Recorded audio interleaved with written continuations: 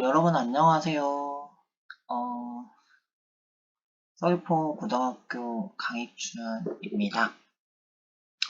코로나19 때문에 우리가 비대면 수업으로 하게 됐는데요. 이 선생님이 작년이랑 재작년에는 교원대에 파견을 가 있어가지고 이 대면 수업은 처음이기는 하거든요. 그래가지고 이 영상을 한번 서툴게나마 한번 작성을 만들어 봤습니다. 어, 오늘 우리가 배우게 될 주제는요, 이 의병이라는 주제인데요. 이 의병은 의로운 가치를 들고 일어났던 병사를 얘기를 합니다. 이 일제 침탈이 가속화되었던 그 시기, 소중한 자신의 조국, 대한제국을 지키기 위해서 보잘것없는 무기를 가지고 있었지만, 나라를 지켜야 한다는 신념 하나로 자신의 소중한 나라를 지키기 위해서 일어났던 사람들의 이야기입니다. 여러분들 교과서는 129쪽을 피면 되고요. 학습지는 25쪽, 26쪽을 보면 됩니다. 이런 의로운 가치를 일으키려고 일어났던 병사들, 지금부터 살펴보도록 하겠습니다. 첫 번째 보이는 이 사진은요, 실제 1900년대 활동했던 의병들의 사진입니다. 대한제국에서 활동했던 영국의 전군기자였던 맥켄지는 의병들을 만나고 인터뷰도 했고요. 그리고 의병들의 모습을 사진으로 남겼습니다. 오른쪽에 있었던 인물들부터 천천히 살펴보도록 하겠습니다. 쭉 보다 보면은 세 번째 남자를 볼 수가 있는데요. 모자를 쓰고 검은 색깔 옷을 입은 이 사람. 그렇죠. 군복을 입은 모습이 보이네요. 해산된 군인들도 의병에 합류를 했습니다. 쭉 왼쪽으로 가다 보면은 좀 키가 작은 조금은 앳된 모습으로 총을 든 한 소년의 모습도 보이는데요. 당시 조국을 지키는데 어린아이 어른이 어디 있겠습니까? 전부 다 총을 잡고 조국을 지키기 위해 싸웠습니다. 이 의병들은요, 대부분 일본군과 대적해가지고 싸웠을 때, 대부분의 전투에서 승리하기 힘들다는 것을 잘 알고 있었어요. 그럼에도 불구하고 이들은 죽기를 각오하고 싸웠는데요. 당시 영국인 기자였던 맥켄지는 의병들을 만나서 실제로 다음과 같은 인터뷰를 진행을 했다고 합니다. 맥켄지가 의병들에게 묻습니다.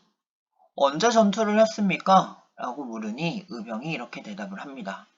오늘 아침에 저 아랫마을에서 전투가 있었습니다. 일본을 이길 수 있다고 생각합니까? 이기기 힘들다는 것은 알고 있습니다. 우리는 어차피 싸우다 죽게 되겠지요.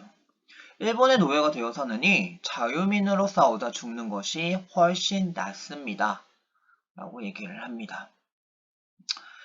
의병들의 대부분은 죽게 되는 것을 알았지만 조국의 자유를 위해 싸우는 선택을 했지요. 실제로 대부분의 의병들은요, 일본군과 싸우다 죽습니다. 살아남은 일부의 의병들도요, 한반도를 떠나서 이주를 해야 됩니다. 만주, 연해주 이런 곳을 이주를 해서 나중에는 독립군이 되지요. 이러한 의병들의 활약상 구체적으로 한번 알아보도록 하겠습니다. 의병은요, 크게 세 가지로 분류가 됩니다. 일어났던 시기에 따라서 정기의병, 중기의병, 후기의병으로 나눌 수가 있는데요. 이 정기의병이 주로 일어났던 해는 1895년입니다. 그래서 1895년이 을미년이기 때문에 이 을미년의 이름을 따서 을미의병이라고도 부릅니다. 을미의병이 일어났던 배경은 크게는 두 가지인데, 첫 번째는 조선의 국무였던 명성황후가 살해당한 을미사변 때문에 일어납니다. 두 번째는 을미개혁의 일환으로 머리카락을 짧게 자르는 단발령이 발단이 되었다고 볼 수 있습니다. 이 을미의병을 일으켰던 사람들은요, 주로 보수적인 유생들이었는데 당시 보수적인 유생들은 위정척사 사상을 지니고 있었습니다. 이 위정척사라고 하면은 바른 것을 지키고 사악한 것을 배척하는 사상이라고 볼 수가 있는데, 이들이 지키고자 했었던 바른 것은 조선의 전통 질서, 신문제, 유교 사상을 말하죠. 조선의 전통 질서와 신문제, 유교 사상을 옹호하는 유생들의 입장에서 본다면 당연히 을미사병과 단발령에 반발을 하게 되고, 전통 질서를 지키기 위해서 이들이 의병을 일으키게 됩니다. 당시 보수적인 유생들은요, 친일 관리와 일본인들을 공격을 하면서 의병을 일으키지만, 고종이 단발령의 철회와 해상 권고로 곧 자진해산을 해버립니다. 이 을미의병은 을미사병, 을사의병, 정미의병에 비해서 가장 규모가 작고 참여하는 계층도 유생들로 한정되었다라고 보시면 됩니다. 두 번째로 볼 의병은 중기의병인데요. 이 중기의병이 주로 일어났던 해가 1905년입니다. 이 1905년이 을사년이기 때문에 이 1905년에 일어났던 의병을 우리는 을사의병이라고 부릅니다. 이 1905년에는 을사조약이 체결이 되는데요. 여러분들 잘 아는 이 을사늑약의 핵심은 대한제국의 외교권을 일본이 박탈해 간다는 내용이었습니다. 이로 인해서 대한제국 전국의 곳곳에서 의병이 일어나게 됩니다. 당시 활동했던 대표적인 의병장으로 전직관리였던 민종식이 있고요. 그리고 여러분들 잘 아는 보수적인 유생의 대명사라고 불리는 최익현이 있습니다. 당시 최익현의 나이는 70이 넘었는데 근데 의병 활동을 하다가 결국 일본군에게 사로잡힙니다. 그리고 일본의 대마도 스시마 섬으로 유배를 갔다가 일본이 주는 음식은 물 한 모금도 마시지 않겠다고 하고 결국 그곳에서 굶어 죽고 말지요. 이 민종식과 최익현의 신분은요, 보수적인 양반 유생 출신이었습니다. 을미의병과 마찬가지로 보수적인 양반 유생 출신이었는데, 근데 이 을사의병에서 여러분들이 주목해야 되는 의병장은 신돌석이라는 인물입니다. 돌석이라는 이름에서 알 수 있듯이 이 사람은 평민 출신이었습니다. 태백산 호랑이라고 불릴 정도로 굉장히 힘이 강했고, 그리고 일본군과의 전투에서도 수차례 승리를 거둘 정도로 전술적인 능력도 탁월했습니다. 당시 을사의병에서 신돌석이 등장했다는 것은 보수적인 유생들 뿐만이 아니라 평민들에게까지 의병장이 확산될 정도로 의병의 구성원의 계층이 다양해졌다라는 것을 알 수 있습니다. 이때 을사의병들은요, 을사늑약의 파기를 요구를 하고 친일 내각 타도를 요구해 나갑니다. 지금 보이는 슬라이드에 나타나 있는 인물이 이 신돌석인데요. 이 신돌석의 모습을 보면은 호랑이 옷, 호피를 입고 있죠. 그리고 검을 이렇게 짚고 있고 늠름한 모습을 보입니다. 굉장히 눈매가 무서워 보이네요. 다음 보이는 슬라이드의 사진은요, 이 사람이 최익현입니다. 최익현의 사진이 없는 줄 알았는데 계속해서 찾아보니까 최익현의 사진을 구할 수가 있었습니다. 스시마섬, 최익현이 일본군과 대적을 하다가 사로잡히고 스시마 섬으로 유배 가기 직전의 모습이라고 합니다. 세 번째로 우리가 알아볼 의병은 후기의병인데요. 이 후기의병이 주로 일어났던 해가 1907년 정미년이기 때문에 이 의병을 정미의병이라고도 부릅니다. 이 정미의병은 1907년에 한정이 되지 않고 1909년, 1910년까지 거의 지속해서 일어나게 되는데요. 정미의병이 일어나게 되는 배경은 두 가지로 볼 수가 있습니다. 첫 번째는 당시 대한제국의 황제였던 고종의 강제퇴위를 들 수가 있습니다. 고종은 1863년 왕위에 오른 다음에 1907년에 일본에 의해서 강제퇴위할 때까지 44년 동안 왕위에 있었던 인물입니다. 44년 동안 왕위에 있다 보니 당시 대한제국의 민중들은 대한제국은 곧 고종이다 라고 생각할 정도로 고종을 굉장히 의미 있게 보고 있었는데요. 이러한 고종의 목에 총과 칼을 겨누고 일본이 고종을 강제로 퇴위를 시켜버립니다. 너 당장 물러나! 이렇게 강제 퇴위시켜버리게 되니 민중의 불만이 상당히 커지게 되는 것이죠. 그리고 1907년에 대한제국의 마지막 물리적 보루였던 군대도 강제로 해산이 되게 됩니다. 당시 대한제국의 군대는요, 수도 서울을 지키는 시위대와 지방을 지키는 진위대로 구성이 되었습니다. 아무리 대한제국의 군대가 일본에 비해 약하다고 하더라도 군대는 군대였습니다. 당시 시위대 1대대장이었던 박승환이라는 인물은 군대 해산이라는 명령을 받게 되자 자신의 부하들을 모읍니다. 그리고 이 사람이 박승환인데요. 이 박승환이 부하들 모르고 이런 말을 합니다. 군 불능 수국, 신 불능 진춤, 만사 무석. 군인으로서 나라를 지키지 못하고 신하로서 충성을 다하지 못하였으니 만번 죽은들 무엇이 아깝겠는가 라는 얘기를 합니다.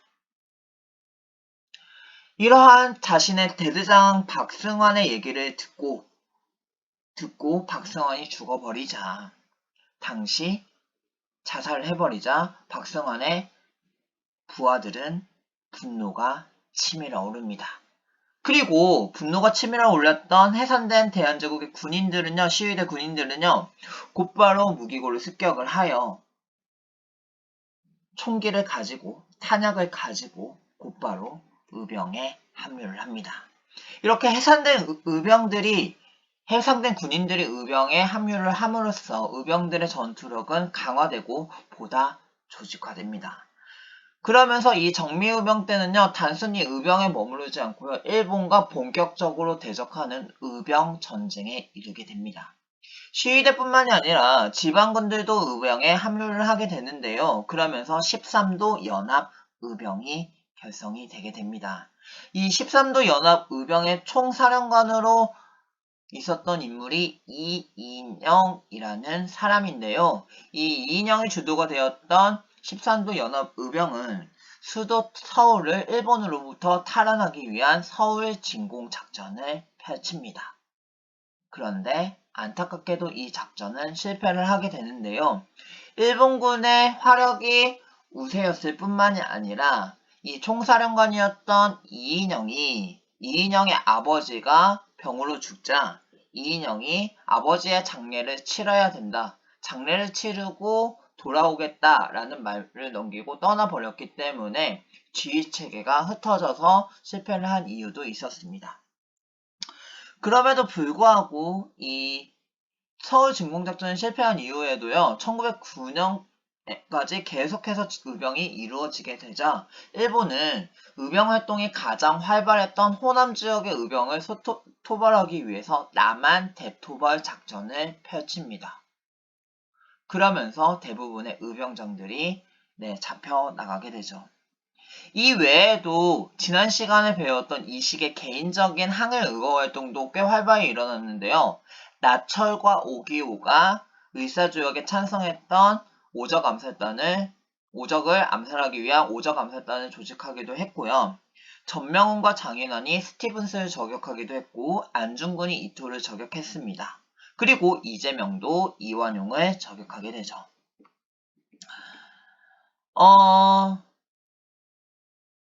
지금 보이는 슬라이드에 있는 자료는요, 그 조선주차군 사령부, 일본군이 조선 폭도 토벌지에 기록한 자료입니다. 이 자료에 기록된 첫 번째 글만, 빨간 색깔로 된 첫 번째 글만 한번 보도록 하겠습니다. 폭도는 전년 7월부터 금년 6월에 이르는 1년 동안 대략 3,000명에 육박하였다. 여기서 말하는 폭도, 일본군의 입장에서 말하는 폭도는 누구일까요? 바로 의병입니다. 일본군들은 의병들의 대부분을 소탕하고 죽이는데 사로잡은 의병들에 대해서는 공식적인 재판을 받고 처벌을 내립니다. 이들이 받은 처벌을 받을 때 제목의 항목은요. 살인죄, 약탈죄, 절도죄 이러한 항목들이었습니다. 일본군의 입장에서 본다면 이 사람들은 살인자고 절도자고 약탈자였던 것이죠. 이들이 지키고자 했던 조국을 수호하고자 했었던 그러한 행위의 성격은 전혀 고려하지 못한 것이죠. 다음 슬라이드를 보면은 아까 설명했던 남한 대토벌 작전 당시에 잡혔던 의병장들의 모습입니다. 이들이 살인죄, 약탈죄, 그리고 절도죄 등으로 처벌을 받고 사형을 받았다고 하니 굉장히 마음이 안타깝습니다. 지금 보이는 슬라이드 오른쪽에 보면요. 대한의사 이재명 군이라고 나옵니다. 이 사람은 아까 말했던 이완용을 저격했던 인물입니다. 살인미수로 마찬가지로 일본에 의해서 교수형을 당합니다. 그리고 마지막 보이는 슬라이드는요. 이토 히로부미를 저격했던 안중근입니다. 안중근도 마찬가지로 일본에 의해서 살인죄로 사형을 당하게 되죠. 선생님이 준비한 의병과 관련한 슬라이드 보충 자료는 여기까지고요. 여러분들 PPT를 보면서 학습지 빈칸 다 채웠죠? 학습지 앞장에는요. 오늘 설명했던 내용에 대한 의병과 관련했던 부분을 정리를 해봤고 그리고 뒷장에는 읽기 자료를 첨부해서 놓았습니다. 여러분들 학습지를 다시 한번 살펴보고 의병 부분을 정리를 해봤으면 좋겠습니다.